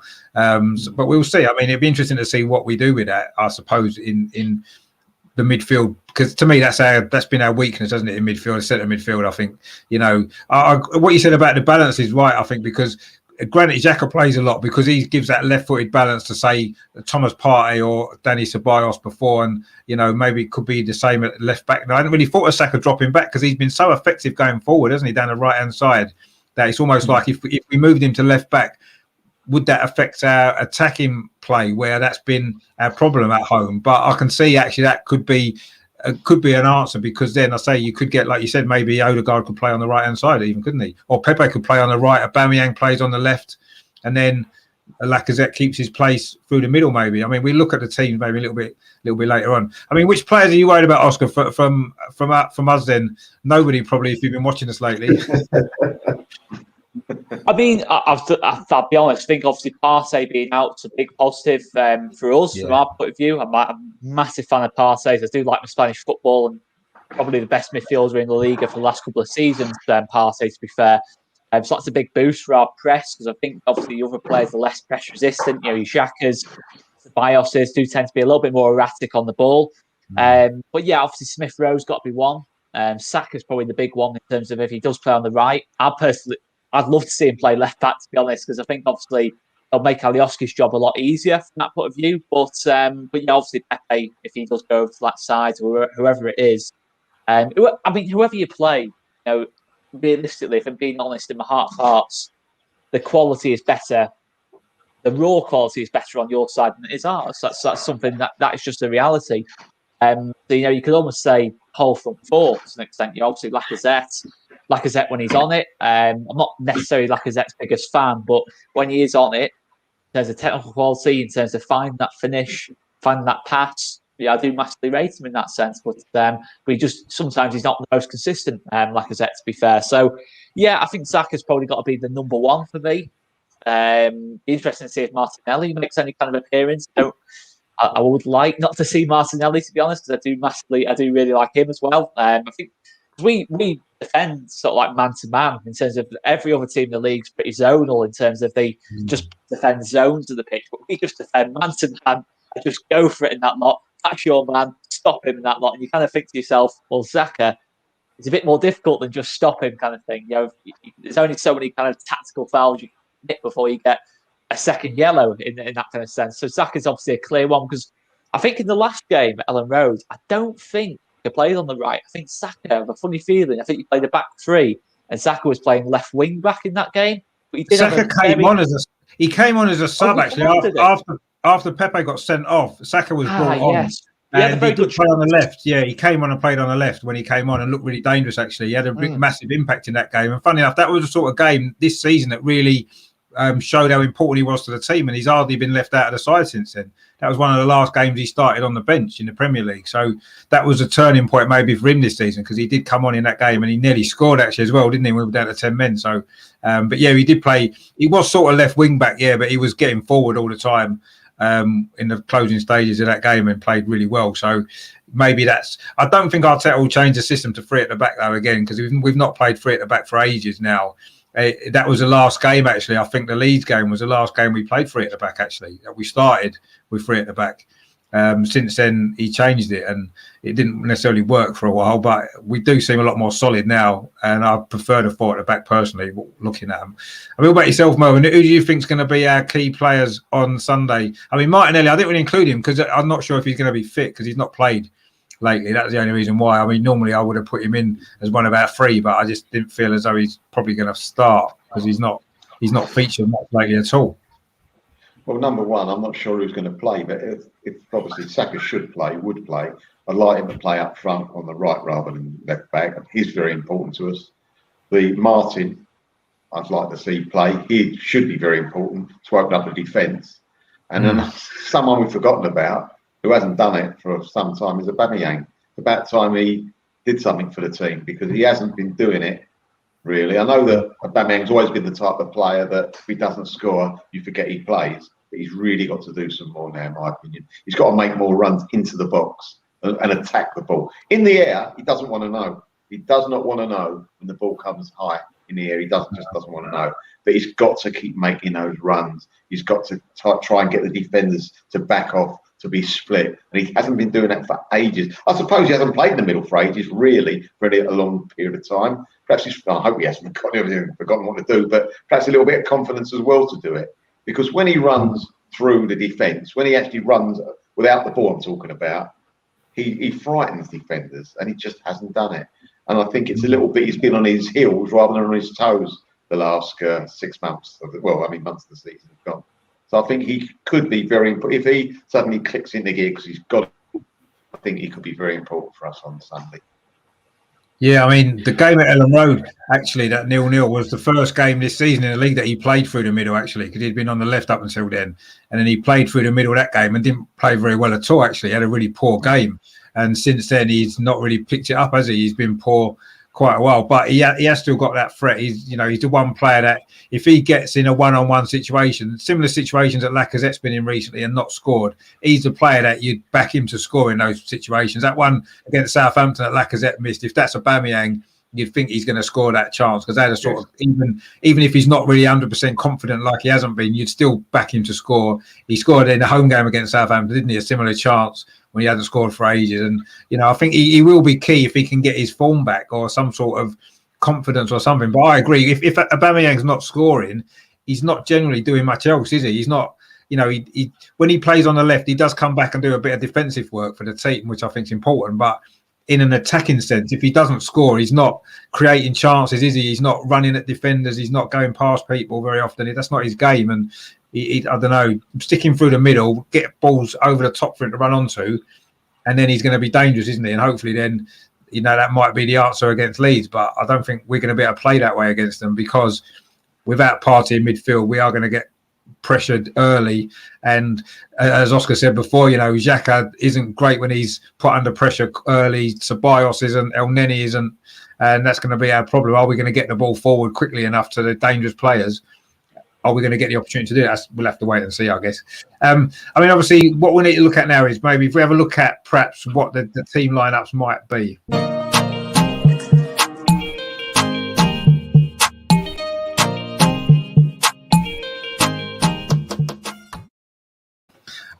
I put together a couple of teams earlier. I don't know whether or not we agree or not. This is the Arsenal team that I kind of thought might likely to be starting.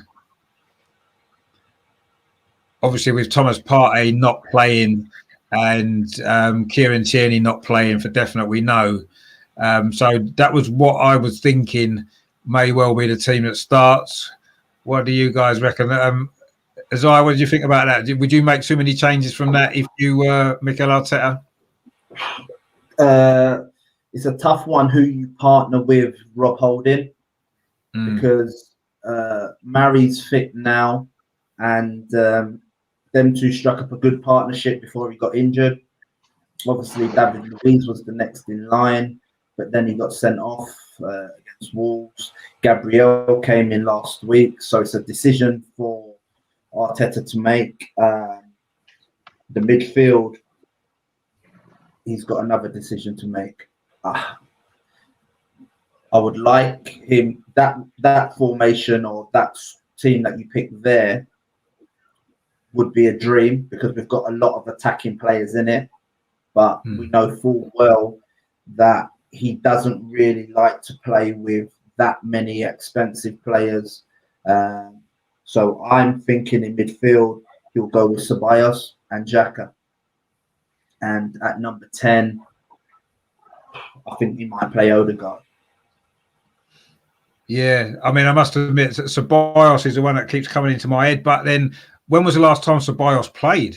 It's been a while, hasn't it? He's not played for ages. Is he ready to go straight into the game? At least El Neni, I don't particularly rate El Neni, but he has played more football in the last few weeks than Ceballos has. Is he more in tune with the pace of the game maybe to come in? I don't know. It's a difficult one, because I don't think him and Xhaka works. El Neni and Xhaka works at all, does it? So I think he's got to start rotating the squad. He has to. With us playing in Europa League and games coming thick and fast, he has to rotate and get players up to speed, because we don't know when we might need to rotate and use these players. So I'm thinking El Neni and Xhaka is a no for me. No, I would I prefer agree. to see. I'll prefer to see Ceballos or someone else in there. Ceballos can break the lines with his passing. Also, he's not bad at taking people on and driving with the ball at times. That breaks the press, because if Leeds go man for man, passing is okay. You're going to need to take someone out of the game and drive past them. You're going to need to take people on and do it at pace. And so I see maybe Ceballos playing in there. Yeah, possibly then. Yeah, I mean, maybe Odegaard would be good at that, though, wouldn't he? Getting the ball, maybe drifting past players. Yeah. That's where Thomas Partey would have been great as well, wouldn't he? Unfortunately, Yeah. he would have been brilliant in a game like this, but you can't help injuries, I guess. What about yourself, Melvin? What do you think there'll be too many changes from that, or? I know it's difficult to predict with Arteta. I actually think he might stick Matt Ryan in goal, actually, as well, just because I thought he played so well last week. I wouldn't be surprised if he maybe starts in goal again. I don't think he will. I think that team is the team I'd like to see, but I don't think it's going to happen. It won't happen. It's going to play, as you say, Ceballos or El Neni in midfield. If we play El Neni in midfield, then I'm scratching my head, because we need to win this game at home. Yeah.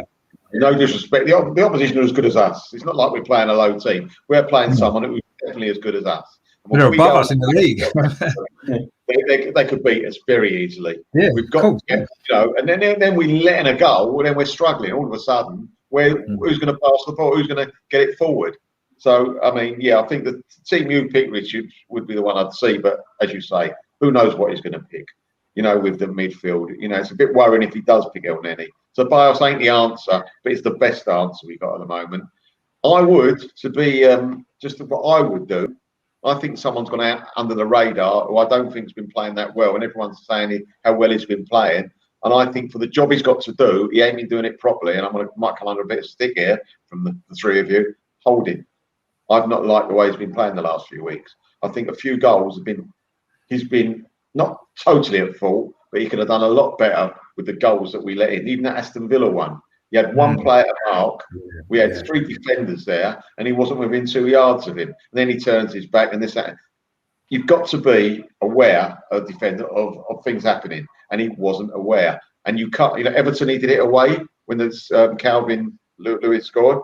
He was almost, he was about a couple of yards off him. That's a big distance in the penalty area. And the Wolves one, I know that there was about 3 or 4 players that you can say ridiculous goal he let in against Wolves away. But if you look at him, he goes to intercept the ball and he comes back. I'm not saying he could have got it, but he was in two minds. And then he goes back and he knows the danger is to his left. For some reason, he moves himself to the right, where we had another Arsenal player. So perhaps I'm being over critical, but I just think he's got away with it a little bit. And I would like to see Gabriel and say, I don't know if Mari's fit 100%. Gabriel, if not Mari, then David Luiz, let alone the two play, especially at home. Yeah, I mean, I'd quite like to see David Luiz back in the team. I think his experience is quite important, actually. I think Holding plays better with David Luiz. I think Gabriel plays better with David Luiz. But yeah, that maybe Gabriel and David Luiz might end up being the partnership, perhaps.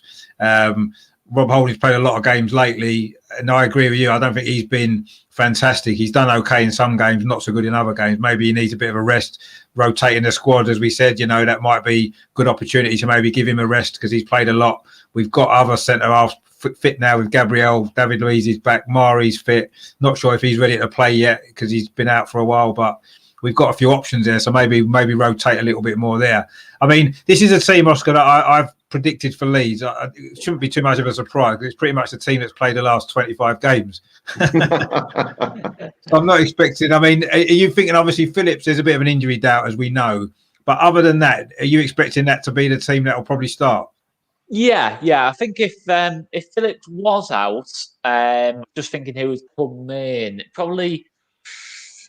To come in would probably be Tyler Roberts to come in, and Click would probably drop back, and Roberts would go into Click's position. But yeah, that will be most likely the team. If there's no injury news, it will most likely be that team. To be fair, as you say, Bills doesn't change it. 4-1-4-1, as you listed there, spot on. I totally agree. Yeah, obviously, I'll put Phillips in because it's not been confirmed that he's out. And I've heard so many times the other managers say, oh, yeah, there's an injury doubt, and then they play and they're man of the match. So I'll be surprised if he doesn't play. But I guess there is a doubt there because he did get injured, as you said, in the last game. So Shane there seems to agree with Melvin a little bit. Holding's long passing is terrible. Yeah, it is. I think he stands next to David Luiz. Watch David Luiz ping a 50-yard ball over the top to Aubameyang, and Rob Holding thinks, I can do that. And then he tries it, and he clearly can't. But anyway, at least he tries, bless him. Arsenal over gets a newly promoted club. Well, yeah, I mean, I know Leeds are a newly promoted club technically, but you're above us in the league, so it's not like it's one of the sort of games. It's not like playing West Brom, is it, or Fulham, who are struggling. It's playing a team that are in the top half of the table above us in the league. So that's, I think, why we're not confident as much as anything. Plus, we haven't been playing that well at home. I think that's probably ultimately what it comes down to. So, I mean, why don't we now move on to the final bit then, just before we finish, and we'll do this.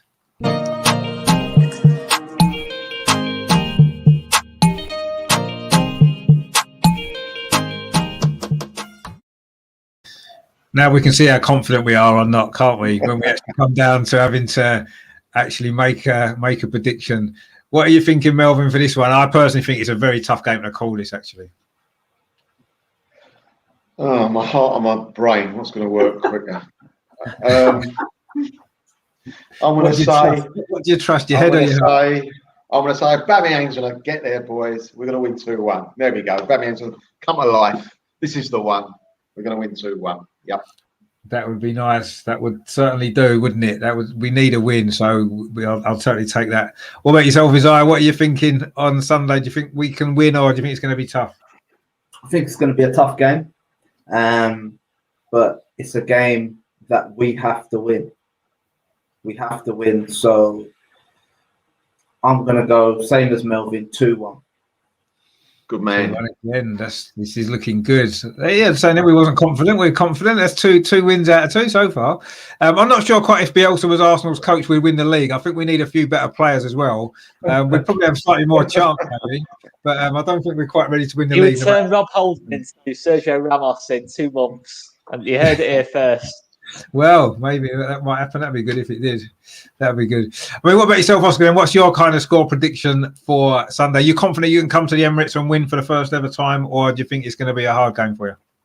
It'll be a hard game, no matter what. It will be a hard game. Even though I'm confident, probably the most confident of being in terms of a game in London. We've got a horrendous record in London, Leeds. We haven't won away in London since December 2017. I was there. QPR away 3-1. We haven't won away from in London since. I think that's 22 trips, I think it is, or something like that. It might be less than that, actually, to be fair. We haven't won in those trips. So, yeah, tough game no matter what. But what I will say is Arsenal without Partey, I think when you went on that run, that horrendous run under Arteta without Partey in the side, I kind of think, yeah, that gives us a big opportunity on top of you in terms of pressing and in that sense. I think it gives us a good basis to try and dominate the game. Again, easier said than done. The Arsenal going forward, of course, will score, and I've no doubt about that. You will score. I'm going to go 2-1 Leeds. I think we have got enough.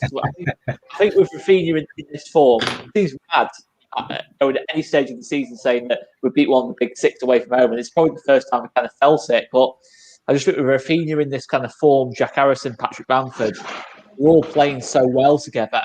Don't get me wrong. 2 weeks ago, I wouldn't have been going for this. I think just this last couple of weeks have really gelled. They're pretty much scoring or assisting every game, and I just think they're that on it at the minute. We've improved a lot defensively as well, and I'm not going to say it in my chest, but I think we can win this game 2-1. I mean, it's quite interesting in the fact that, like you said, Leeds are playing well going forward. You've won your last 2 away games as well. Difficult away games. Was it Newcastle and Leicester you won, didn't you, away from home recently? Your last 2 away games. So, you certainly seem to be well suited to playing away from home with the attacking talent that you've got. We're not conceding many goals. I mean, we got one of the best defensive records in the league, which is surprising when you look at where we are in the table. So it's going to be quite an interesting battle, isn't it, between your guys who can score goals and us who don't concede many and are struggling to score at the other end. So potentially it could be a game that finishes 3-3, or it could be a game that finishes 0-0 like the previous one. See how it's going to work out. I do think there'll be goals, actually. I do. I can't see it being 0-0 again. I just think that would be 2 0-0 draws, Arsenal and Leeds, in this season. I just don't think that's going to happen, just because of the way both teams sort of play, really. But I did say the other day when I did my I did a preview video, I actually said 3-2 to Arsenal, but that was before I was still confident in that Partey might play and that Tierney might have been fit. So with looking at who we've got available after the Arsenal team being they would, yeah. And that murder ball, they'd get 4 games a season, wouldn't they? They break down after 2 games as it is. You can imagine Thomas Partey, he hadn't played more than 3 games. Imagine if he played murder ball in training. That'd be it. We'd never see him again. He'd go back to Spain, wouldn't he? I'm not having this, he'd say. But yeah, what's he saying there? Yeah, maybe. I suppose if you haven't got Phillips there protecting the back 4, Leeds might be a little bit less open as maybe they may normally play. I don't know. It'd be interesting to see how that kind of works out, actually. But I do think there'll be goals. I mean, I did go 3-2 to Arsenal in my video before, but looking at the injuries that we've got, I think it's going to be more difficult. If Arteta picks the team that I said, then I think we can score a few goals. We may concede a few. It is a difficult one. I'll tell you what, I'll go for 2-1 to Arsenal just to round it off nicely. Then we've all got the same score. Just because, yeah, I mean, I want us to win, obviously, but it is going to be a tough game, and I'm not expecting anything different. But let's hope it's a good game of football, because potentially it should be. Like we said, the 0-0 draw was a good game. Let's hope this is a good game, and that there are maybe a few goals in this one to keep us a little bit more entertained, maybe. But we'll see. But yeah, I mean, to be honest with you, I've enjoyed watching Leeds this season. I've watched a few Leeds games, and I've enjoyed watching them play, because it's a great energy that they play, and it's a great expansive style as well. Score a lot of goals, letting a lot of goals, and like you said before, the Liverpool game at the start of the season. Not many teams newly promoted go to Anfield, the champions, and play like that, and deserve to get something out of the game and stuff like that. So I just enjoy the way Leeds play. It's good to watch. I am hoping for a good game, but we'll see how it works out. Hey, Mark, thanks for tuning in. Mark tends to watch quite a lot of the stuff. So yeah, I mean, hopefully, I say it's a good game. I think that's what we all want to see, don't we? And let's hope that, obviously, from our point of view, we do come out on top, because I do think it's a big game. I mean, just finally, before we go, we've got the Europa League coming up over the next couple of weeks as well, and we've got 2 league games we've got obviously Leeds, we've got Man City, and then we've got Leicester in between all the Europa League games. I mean, what would your priorities be? If do you think that the Europa League needs to be more of a priority for us now? Or should we obviously try and win every game if we can? But if we had to prioritise now, what would you think would be the way to go? We can't. We've got to play every game that we play to win, because we want to try and nick a Europa League place in the league. If we go on a run in the league, Europa League draw, there's no guarantees. We might, if we beat Benfica. We lost to Olympiacos last year, so there's no guarantees. So you can't pick and choose. You have to just go and win, or try to win, every game that you play in.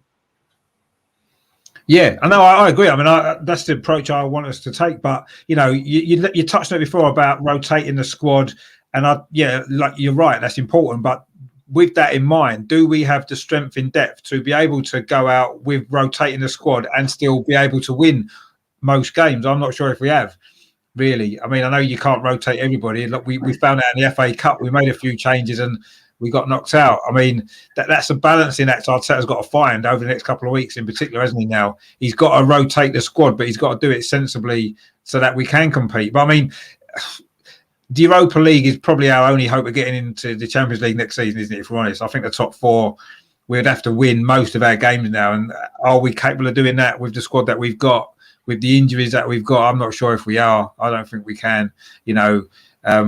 so maybe the Europa League is slightly more important. Maybe I don't want to think it is.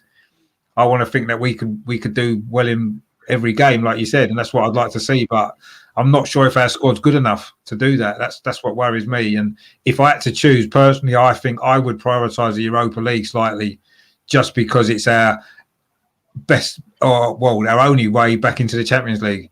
And I do think that was Arteta's remit at the start of the season to get us back in the Champions League. And now the league, we're not going to do it in the top. I don't think we'll get top four. And I don't know. What do you think, Melvin? Would you prioritise the Europa League more, or would you just go for every game and try and win them all? I think you've got to go for every game. And the problem with our squad is, as we've seen, we haven't got one big squad. We've got really an A team and a B team. We have, haven't we? Let's face it, to be quite honest. Some of the players that are just below, like the first 11, the first, say, 12, 13, some of them are not good enough. And so, therefore, it's more of a juggling act for the manager than ever before. It's not as if he can chop and change 5 one game and 5 the next. It's a bit. Well, we saw that, didn't we? The Southampton game, he made all them changes, and look how poor we were. Proved it. We knew it before. We said it before, and it just proved it, stamped it on the head when that happened. So no, we just got. Listen, when you got a bit of momentum, that makes it easier to win games. You go out there with confidence; it's easy to win games. You can't look forward too much in this league, and because you don't know what's going to round the corner. But at the end of the day, you've got to be the old cliche: take every game as it comes. And if a player is tired, you've got to change him. But don't look to change him because he might be tired. You've got to make sure you make changes when you have to.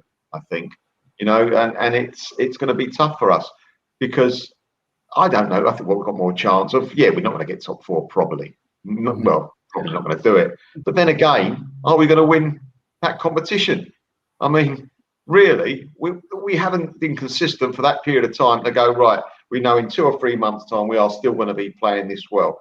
We know we're not. And we have one slip up, you're out the cup, and that's it. So yeah, but ask yourself this though, Melvin. This time last year, did you think we could win the FA Cup? No. Well, there you go. Exactly. And I don't think I certainly didn't.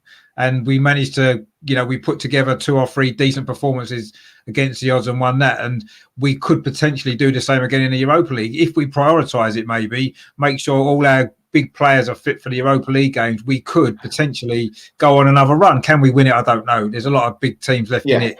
And it's a long way to go. It's still, we're only in the last 32, and that's if we get through this. We still got the last 16 to come. There's a lot of games still to play in a very short period of time. But I don't know. We're not going to get top 4, and that's if we don't obviously win the Europa League. I think we're going to struggle to even finish in a European spot the way things are going. And it could be. Sorry. I mean, can we afford to be out of Europe next season completely? Do you think, or do you think it's important that we get into Europe one way or the other, whether we have to try and scrape in the top 6 through the league, or I don't know. What do you think, Azar? Do you think we can last a year out of Europe with the money that we've lost already with the COVID stuff as well? Or it's a hard one.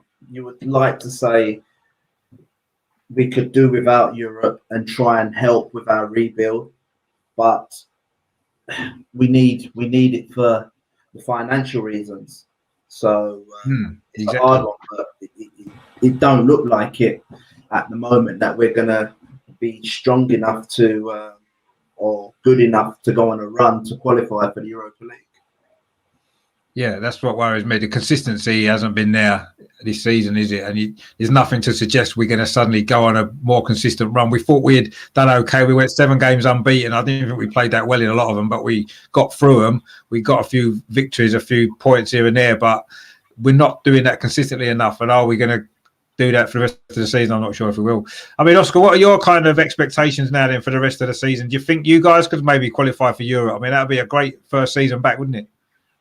Yeah, I mean, it's going to be difficult. I think, obviously, realistically, we've already exceeded my expectations. I think I wasn't really looking too much at league position this season. I just wanted us to finish above 18 and play the way we did in the Championship, and we've passed that test so far. So, if we finish any higher than that, which it looks like we will do, then it's been a massively successful season. I think, obviously, you see the way the season's panning out.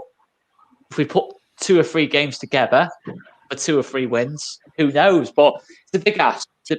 I think, obviously, that run in April of games might just be a little bit too much for us. But if we win on Sunday, then yeah, it's very much is paying on for us in terms of pushing for the dream, which is, I guess, is going to finish in that top 7, top 6, whatever gets you into Europe. But I mean, top 4, you never know. Yeah, honestly, you put together 2 or 3 wins.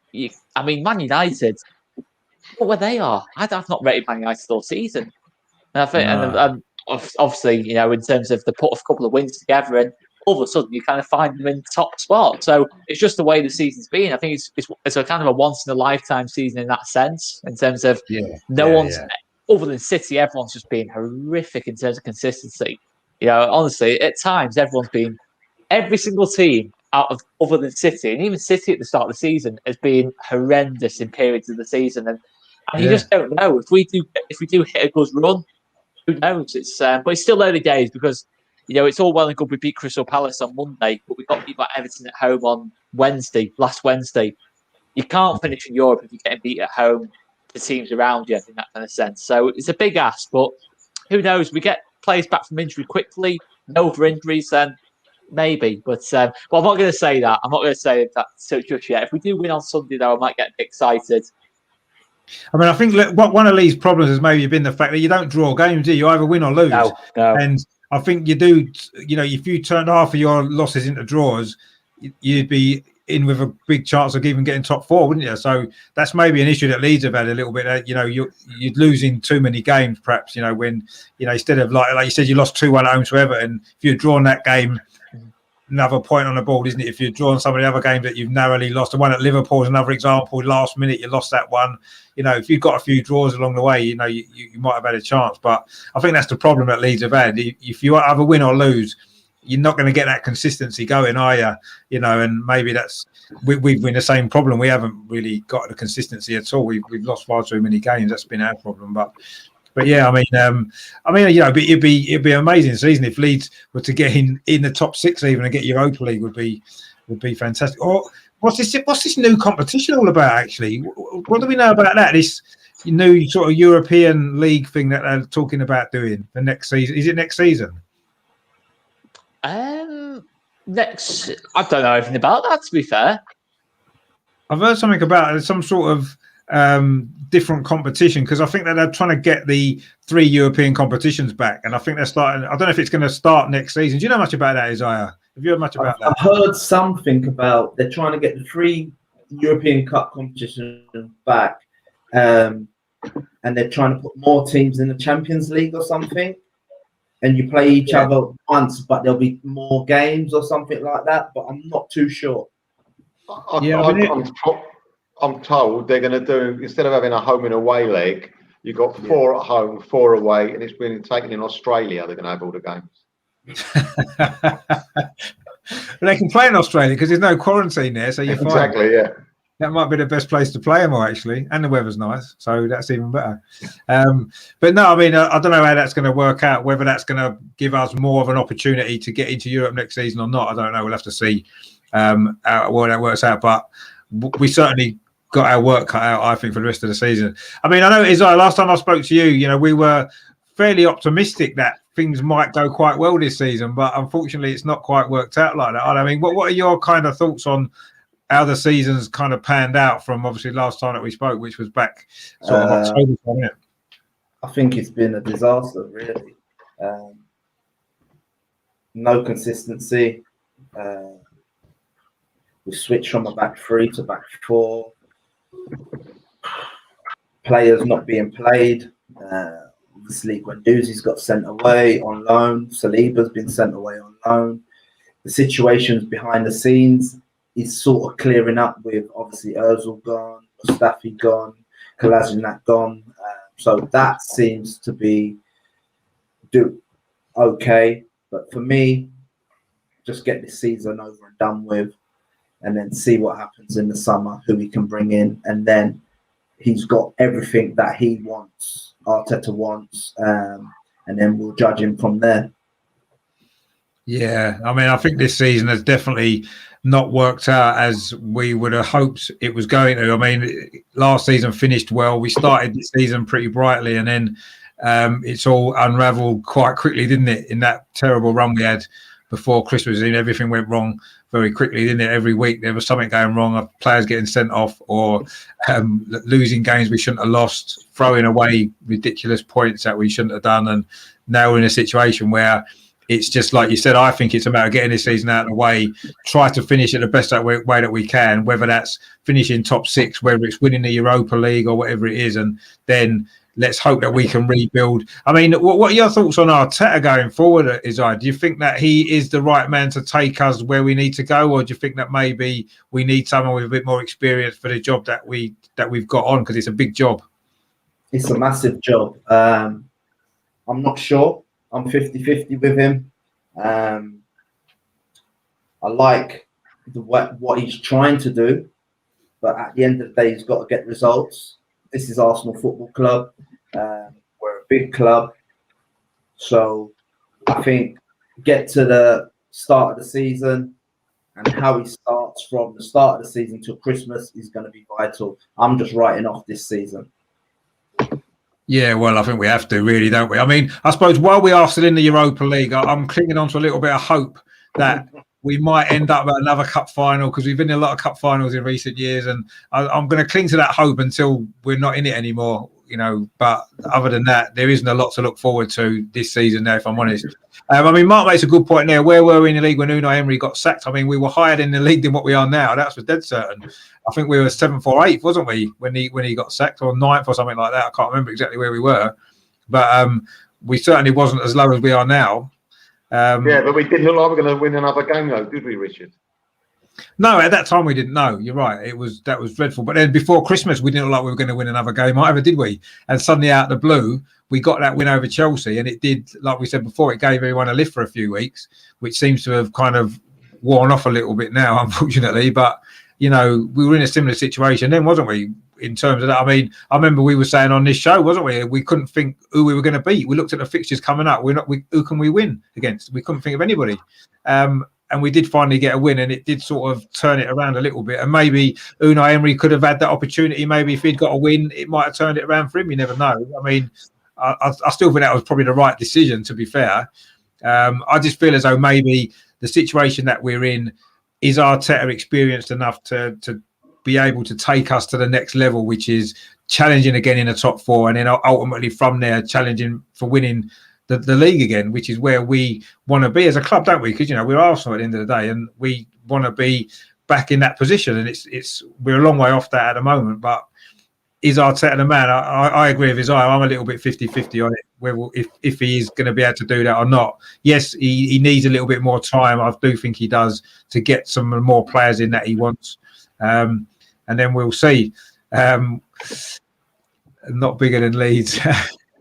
Well, I think over the last 16 years, when you've not been in the Premier League and we have been doing quite well, I'm not quite sure if you quite managed to overtake us yet. But yeah, you're certainly on an upward spiral in relation to where we've been going the last couple of years.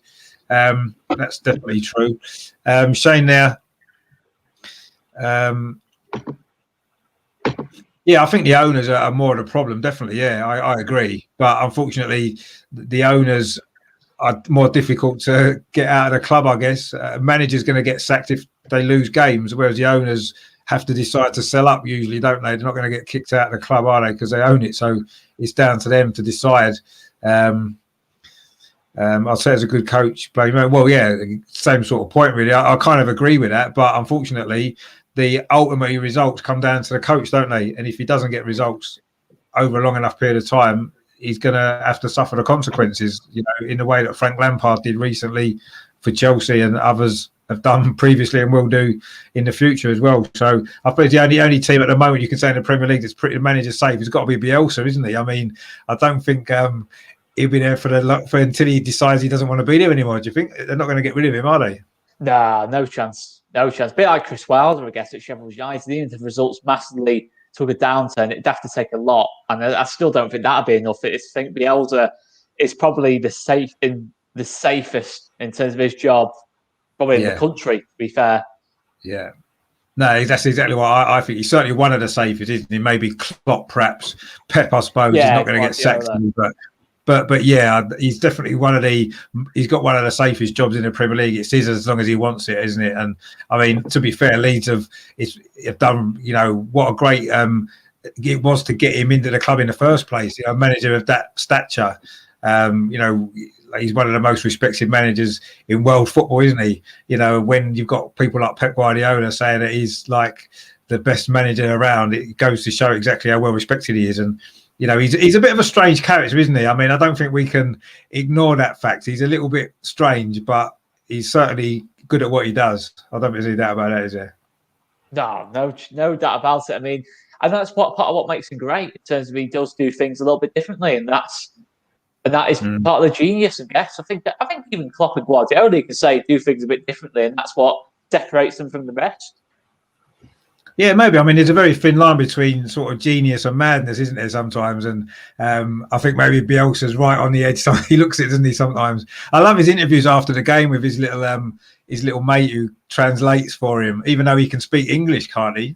Yeah, he can. He speaks English on the training ground, I believe, and in the dressing room. But he's just a bit wary about actually interpreting the questions correctly and getting his exact point across to the media, because the media can pick out on one. Say if he says one word at a turn and then try and turn it against him into a newspaper headline. He had that in Bilbao, Marseille. He had a lot of that, to be fair. So yeah, he's very wary. I don't think he'll ever change in kind of that stance. Bielsa could never work for Arsenal. Well, I don't know if he could never work for Arsenal. I'm not sure he was going to be in the position where that's ever going to be an option. I mean, I think Arsenal have got ambition. Just maybe the ambition for the owners is slightly different to the ambition that we've got as fans. I think maybe that's perhaps where the problem is there. But anyway, I mean, yeah, I'd love Bielsa at Arsenal at some stage. That would be fantastic. But I can't see him leaving Leeds. He seems to be happy there. He's done a great job as well, hasn't he? So be interesting to see what happens, though. I mean, do you think Bielsa, if say Leeds over the next couple of years are in a similar position to what you are now, mid-table Premier League, which, compared to where you've been over the last few years, that would be pretty decent, I suppose. But would Bielsa want to stay at Leeds rather than maybe getting a team into Europe, playing in Europe again and stuff like that, do you think? Or do you think he would stay with Leeds anyway? I don't think Bielsa would leave us for another club per se. I think he's very loyal in that sense. I think even at Bilbao, Pep Guardiola left Barcelona when Barcelona were probably one of the best club sides we've ever seen, and was mentioned about Bielsa possibly taking that job, but Bielsa stuck with Bilbao. So I don't think he would do that. But I mean, in football, you never know. I think the only club I think he'd leave us for probably the Argentinian national team. To manage another World Cup with Argentina. I can't see it though. I just can't. I think Bielsa will one day leave. It might be next season. It might even be this summer. But I don't think he'd leave us for another club. I think he'd leave us because either he doesn't feel he can take us any further, or he feels like he's done. He's done. Yeah, that was more what I was meaning. Yeah, if he feels though he can't say if you're going to be mid-table next 2 or 3 years. Of course. Yeah, and you could see that's where the club were. Which I say for me that would be a decent result for Leeds from where you've been from, but. I guess everyone's got ambition to do more, haven't they? I like that comment there from Shane. Bielsa playing dumb on language like he did when he was spying on teams training.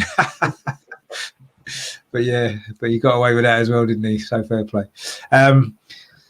What positions do you think Arsenal should strengthen in first? Well, personally for me, midfield. I think we need a couple of midfield players, central midfield players, someone to play alongside Thomas Partey and to be able to come in for him when he's not fit. I like Yves Bissouma from Brighton myself. What do you reckon, Azar? Where would you like to see us strengthen first? Where do you start? I think we need another centre-half. Possibly.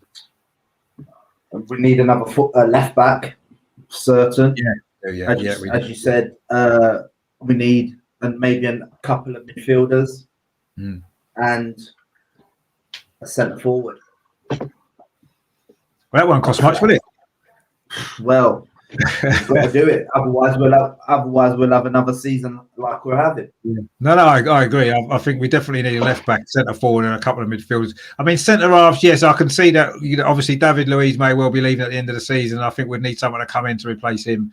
So you're looking at one, two. You're looking at five or six players. Are we going to spend that much money in one summer? I know we're going to have a few wages off the bill at the end of the season as well, but I'll be amazed if we was to fill all those positions in one transfer window over the summer. It'd be great if we did, but I don't know. About bringing back the Greek defender, Mavropanos. Oh, Mavropanos, yeah. Actually. He's talking about bringing him back. Obviously, Saliba will be back, so that maybe cover the David Luiz thing if he doesn't sign a new contract. But obviously, we've got 2 players on loan, so they may go back to Madrid. So we're going to need to buy midfielders. Yeah, no, I think so as well. What about you, Melvin? Where would you like to see us strengthen the priority in the summer? Well, it's got to be a midfielder who destroys other teams. I mean, the guy that, I don't particularly like the way he does it, but the Spurs midfielder they signed this year does a job, doesn't he? He covers that back beautifully. Yeah, he does it. I mean, we had a Southampton supporter on, didn't we? And at the time, they were talking about he was going to the Arsenal, the rumour was. Do you remember? But yeah, he's someone like that we need. We haven't had that for years. I think, obviously, a cover left back, and I still think we need a striker. I don't think we can actually go next season with Lacazette and Aubameyang next year, because I don't think they will improve the team where we need to get to with those two. So that's where it has to be for me. No, I agree. I think that's pretty much, we're all agreed on that. What about you, Oscar? Where do you think Leeds need to maybe strengthen? I think the other thing with the strikers is they're not getting any younger, are they, Aubameyang and Lacazette? Well, obviously Aubameyang, is he 31, 32 now? Yeah. Lacazette must be into his 30s as well, would he be?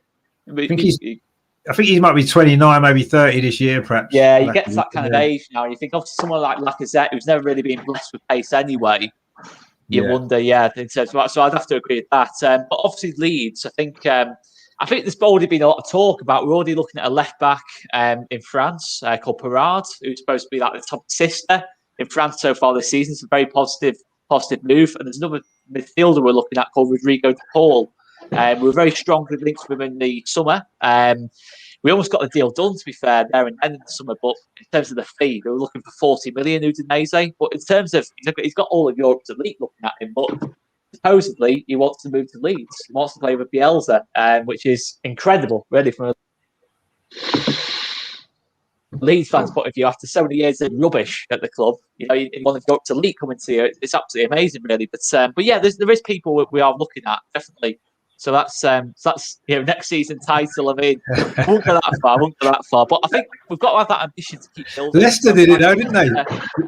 Leicester did it, didn't they? From sort of mid-table to winning the league. So they set the precedent. I mean, it's one of them. I mean, like Leicester and Wolves to an extent. Well, Wolves before this season, just like slow building. Look how Southampton did. Early doors. Pochettino and that lot.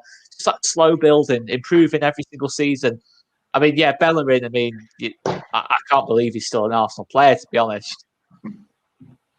I don't think he's been doing as bad as people say. I think he's lost a little bit of pace after his injury, and he's not as good as he was. And maybe, he will need replacement. I think Suarez is all right, though. He can come in and do a job at right back. So I don't necessarily think that we need... we're not going to spend a lot of money. So if we're going to... Other positions are more urgent than a new right back, I personally think. If we've got enough money left over, then maybe get one. But at the moment, I think our priorities are elsewhere in the team, and that's where we need to strengthen first. And because I say we have got 2 right backs who are both all right. Bellerin does a job, and Suarez does a job when he comes in as well. So, I suppose the Euros will have an effect. It normally does, doesn't it? It just means that the deals tend to happen a bit later, don't they, after the tournament's finished, maybe. But it's going to put a few people in a shop window as well, isn't it? They tend to, don't they? The tournament, someone has a good tournament and they'll get picked up by somebody. So it could actually be quite a good shop window for a few players, maybe. And we might be able to find somebody there quite cheap, but we'll have to see. But anyway, we'll wrap it up there. Thanks for you guys for coming on. It's been an absolute pleasure. Oscar, just give your channel another plug again before we finish. Yes, so we're all ECB on YouTube, Twitter, Instagram. We do a little bit of everything. We try and do a live stream every night, just general chat about Leeds. We do match previews, match reviews, live watch-alongs, and then live post-matches, player ratings, a little bit of everything. We're also trying to introduce a fans post-match as well. We get fans on to discuss the games, and a little bit of everything, really, to be fair, to keep us going through lockdown. No, that's what it's all about, isn't it? So, I mean, yeah, go and check out their channel as well, because there's some good stuff on there. I've looked at it myself, so I can say that it's what I've seen of it's really good. So, that's good stuff as well. And obviously, enjoy the game on Sunday, but hopefully not too much. And good luck for the rest of the season after Sunday, after we've beaten you. Hope you go on a good run after that. But after that, obviously, I mean, Melvin, what about yourself? Where can people find you on social media and all that? Just Melvin, the only way is Arsenal. Mark's put on podcast on this one. Thank you very much, Richard, having me on again on From Dull Square to Where, and Mr. Ryan Arsenal 89. Those who normally do watch-alongs and after-match things there. Yeah, brilliant. So that's no problem at all. And Isaiah as well, thank you very much for coming on again. Absolute pleasure. No problem. Thanks for having me. No worries. So we'll have to catch up again soon, and maybe. I mean, I'm going to do a lot more stuff now. I'm going to start doing on this channel some sort of after-match reaction from people like that. I mean, you're more than welcome to come on and after one of the games and give us your thoughts on the performance and stuff like that as well, which would be good. Definitely.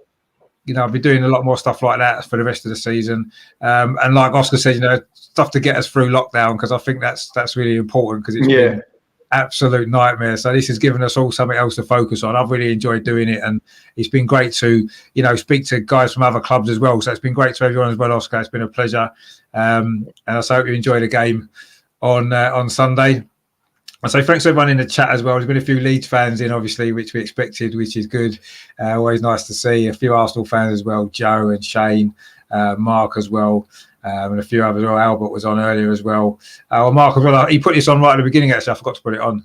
I don't know if you're still in, Mike. You want to give your prediction before we go? I don't know if you're still here, but we've all gone for 2-1 anyway. Apart from obviously Oscar went 2-1 to Leeds, but I'm sure. Did he say to Leeds? I thought you just said 2-1.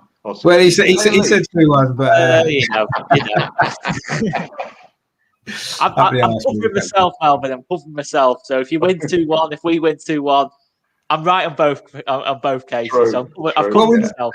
Well, we've all said 2-1, so if it's 2-1, we've all got it right, haven't we? But obviously, let's hope that from our point of view that we get it, and I'm sure you'll be the same. So, I'll be doing a watch along of the game on Sunday anyway, and then I'll have a bit of reaction from a few people afterwards as well. So stay tuned to the channel. If you haven't done so, please subscribe as well. And give it a like wherever you're watching it. It's going out on YouTube and Facebook and Twitter as well. And I will be back on probably Sunday for the game. It's 4:30 kickoff, isn't it? So I'll probably start the watch along about quarter past 4, go over the team news and stuff like that, and then get into the watch along as well. Hopefully it's a good game. Hopefully Arsenal can win, because I think we need to win more than Leeds. So just let us win this one, and then you can win the next 2 or 3 afterwards. Particularly when you play Tottenham, beat Tottenham as well. That'll be all right. Then lose to us and beat them. That's fine. That's what we need. But so thanks to you guys for coming on. Thanks to Melvin. Thanks to Isaiah as well. Fantastic, and Oscar as well. Thanks for you guys for coming on. Thanks for everyone for watching. Thanks for supporting the channel. I'll say stay tuned over the weekend for the match. Lots of good stuff coming up as well. And in the meantime, as always, come on, you Gunners. Come on. 3 points on Sunday. Come on.